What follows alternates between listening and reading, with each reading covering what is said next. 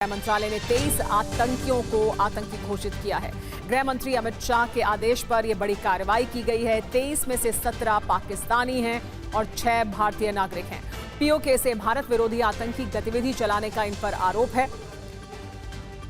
23 नए आतंकी क्यों बैन किए गए ये भी हम आपको बताएंगे, लेकिन यूएपीए के तहत 23 आतंकियों को बैन किया गया है, जिनमें 17 पाकिस्तानी और 6 भारतीय हैं।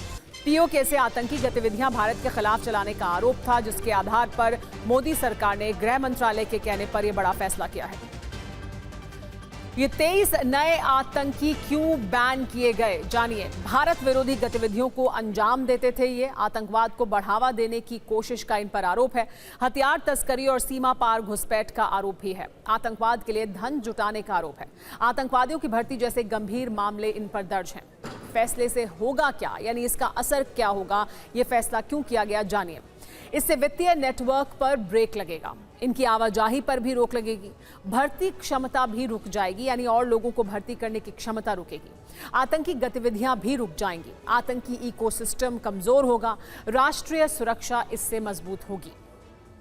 इस पर और ज्यादा जानकारी के लिए हमारे साथ टीवी 9 भारतवर्ष संवाददाता, पॉलिटिकल एडिटर टीवी 9 के आमोद राय हमारे साथ जुड़ गए हैं। आमोद, ये एक बड़ा फैसला है, लेकिन ये अभी क्यों लिया गया?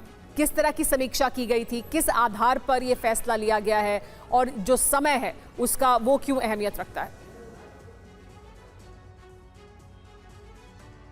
देखिए सुमेरा, समय समय पर भारत सरकार ऐसे लोगों को आतंकवादी घोषित कर उन पर प्रतिबंध लगाने की कोशिश करती रहती है और ये कोई नई बात नहीं है। लेकिन आज जिस तरह से 23 लोगों को आतंकी घोषित कर उन पर प्रतिबंध लगाने की बात कही गई है, निर्णय लिया गया है गृह मंत्रालय के द्वारा, ये अपने आप में दिखाता है कि कहीं ना कहीं भारत सरकार ये मैसेज देने की कोशिश करती है, लगातार कोशिश करती है कि उसको किसी भी सूरत में आतंकवादी गतिविधियों को यहाँ देश में प्रश्रय देने वाले शक्तियों को वो बख्शेगी नहीं। और इसमें आपने देखा जैसे 17 इसमें पाकिस्तानी नागरिक हैं जो आतंकवादी गतिविधियों को चलाते थे और 6 इसमें भारतीय नागरिक हैं जो आतंकवादी गतिविधियों में लिप्त थे। इन सब पर इनका पुराना जो इतिहास रहा है, अलग अलग केस में इनके ऊपर आरोप सिद्ध हुए हैं, इनके ऊपर लगातार जांच चली है और उनके जो गतिविधियां फिलहाल अभी भी जो चल रही हैं पाकिस्तान से चाहे भारत की सरजमी से,